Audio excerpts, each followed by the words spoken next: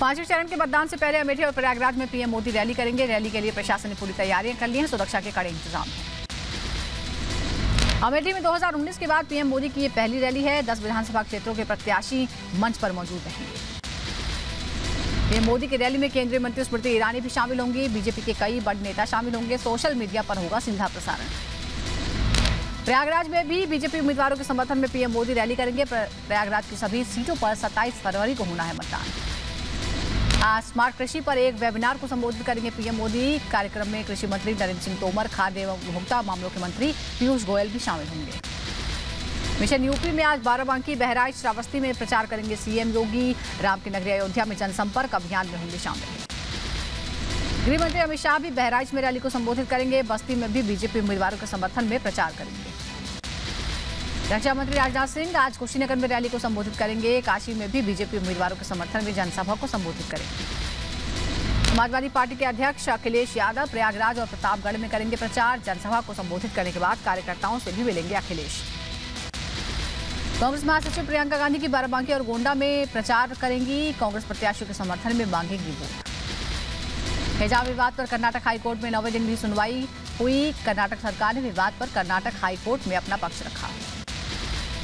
महाराष्ट्र के मंत्री नवाब मलिक को 8 दिन की ईडी रिमांड मिली है। मुंबई की पीएमएलए कोर्ट ने 3 मार्च तक कस्टडी में भेजा है। 14 दिनों की रिमांड मांगी गई थी। ट्वीट करके बोले नवाब, कहा तुम्हारा वक्त है, हमारा दौर आएगा। महाराष्ट्र सरकार के मंत्री नवाब मलिक को गिरफ्तार कर लिया गया। मनी लॉन्ड्रिंग केस में ईडी ने पूछताछ के बाद गिरफ्तारी की। दाऊद कनेक्शन पर भी हुई गिरफ्तारी के बाद बोले नवाब मलिक, कहा जीतेंगे लेकिन कभी झूमूंगा नहीं। लेकिन डरेंगे नहीं, जीतेंगे और लड़ेंगे और जीतेंगे, लड़ेंगे और जीतेंगे। नवाब मलिक को मेडिकल के बाद पीएमएलए कोर्ट में पेश किया गया। जेजे अस्पताल में हुआ था मेडिकल। नवाब मलिक का कोर्ट में बड़ा बयान, कहा बिना किसी समन के मुझे गिरफ्तार किया गया। ईडी ने जबरदस्ती समन पर दस्तखत कराए। पीएमएलए कोर्ट में ईडी का बड़ा खुलासा। नवाब मलिक के परिवार ने ईडी डी कंपनी से खरीदी 200 करोड़ की संपत्ति। पीएमएलए कोर्ट में ईडी की दलील, दाऊद की संपत्ति पर था बहन का कब्जा। जांच में मलिक का नाम सामने आया। 3 फरवरी को दाऊद पर एफआईआर दर्ज। नवाब मलिक पर मुंबई ब्लास्ट के आरोपियों से जमीन खरीदने का आरोप है। नवाब मलिक के परिवार पर दाऊद के गुर्गे से 4 संपत्तियां खरीदने और जमीन खरीदने में स्टैंप ड्यूटी की चोरी पूर्व सीएम ने लगाया था आरोप। नवाब मलिक पर दाऊद की बहन हसीना पारकर के करीबी सलीम पटेल से जमीन खरीदने का आरोप है। 4 करोड़ की संपत्ति को 35 से 40 लाख में खरीदा गया। सूत्रों के हवाले से खबर। महाराष्ट्र सरकार के मंत्री नवाब मलिक से ईडी ने की पूछताछ। एक जमीन सौदे में अंडरवर्ल्ड कनेक्शन की भी जांच हो रही है।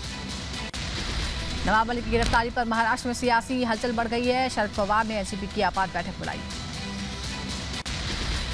नवाब की गिरफ्तारी पर शरद पवार की अध्यक्षता में एनसीपी की बैठक हुई। नवाब मलिक की गिरफ्तारी राजनीति से प्रेरित बताई गई। कहा नहीं लिया जाएगा नवाब मलिक का इस्तीफा। आखिरी फैसला उद्धव ठाकरे लेंगे।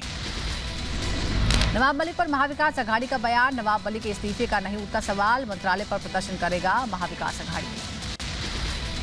नवाब मलिक पर महाराष्ट्र के पूर्व सीएम फडणवीस का बयान। कहा जांच में मनी लॉन्ड्रिंग का हुआ खुलासा। अंडरवर्ल्ड से नवाब ने जमीन खरीदी।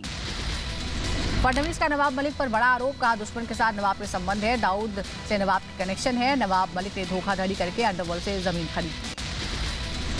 महाराष्ट्र बीजेपी अध्यक्ष चंद्रकांत पाटिल का बयान। कहा नवाब मलिक को अपने पद से इस्तीफा देना चाहिए। कैबिनेट के कई मंत्रियों पर मुकदमे हैं। बीजेपी नेता किरीट सोमैया का ऐलान। महाराष्ट्र को घोटाला मुक्त करेगी बीजेपी। घोटालेबाजों को देना होगा हर घोटाले का जवाब। बीजेपी नेता शहजाद पूनावाला का बयान। कहा डी कंपनी से कनेक्शन का सबूत सामने आया। सच सामने आने पर कांग्रेस और शिवसेना में बौखलाहट है।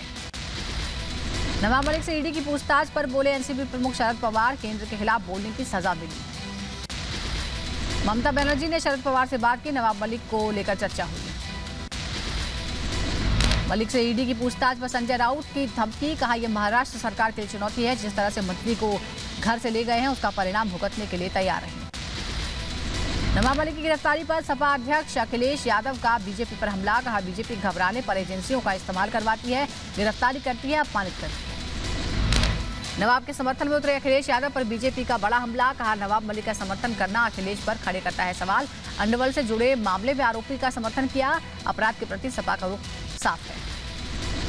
नवाब मलिक पर ईडी की कार्रवाई को अशोक चौहान ने बताया निचले स्तर की राजनीति, कहा लोकतंत्र के लिए ये ठीक नहीं।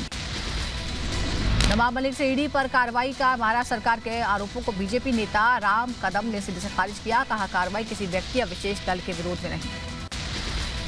नवाब मलिक की गिरफ्तारी के बाद नवाब मलिक के समर्थकों का हंगामा, गिरफ्तारी के दौरान समर्थकों ने जमकर की नारेबाजी। ईडी दफ्तर की कार्रवाई से नवाब मलिक के समर्थक नाराज हैं, प्रवर्तन निदेशालय के दफ्तर के बाहर नारेबाजी। नवाब मलिक के खिलाफ मुंबई में बीजेपी कार्यकर्ताओं का प्रदर्शन, मुंबई के अंधेरी वेस्ट में नवाब मलिक के खिलाफ बीजेपी कार्यकर्ताओं ने की नारेबाजी, जलाई तस्वीरें।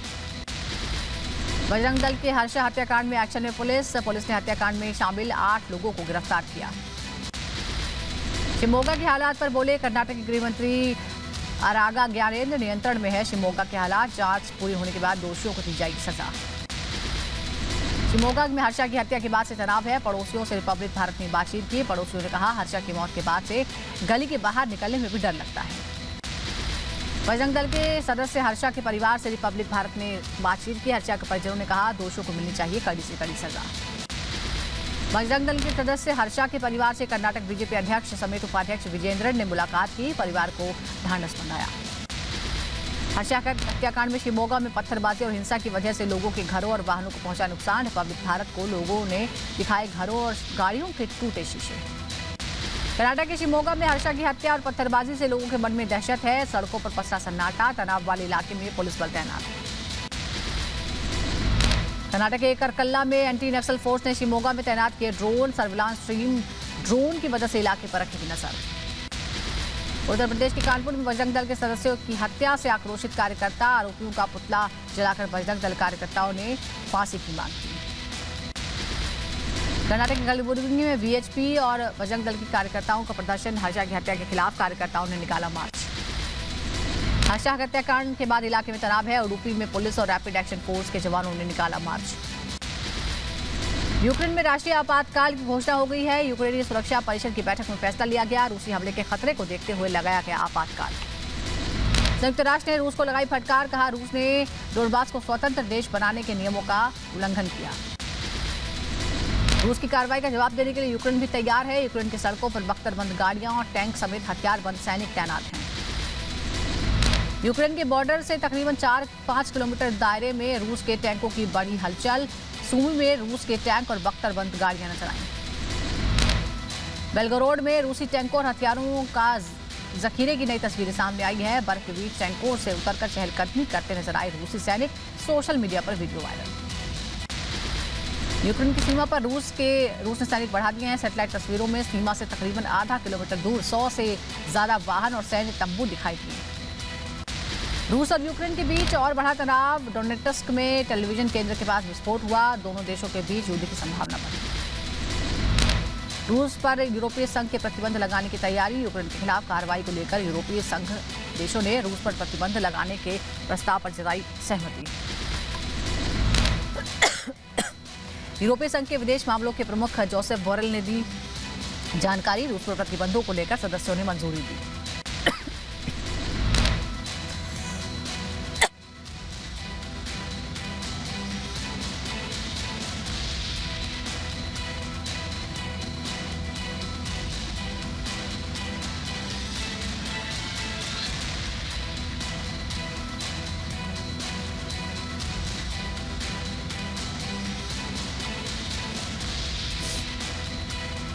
डोनबास से रूसी सुरक्षा बलों के काफिले का वीडियो सामने आया है, सड़क पर एक के पीछे एक लंबी कतार में खड़े दिखाई दिए रूस के टैंक और बख्तरबंद गाड़ियां।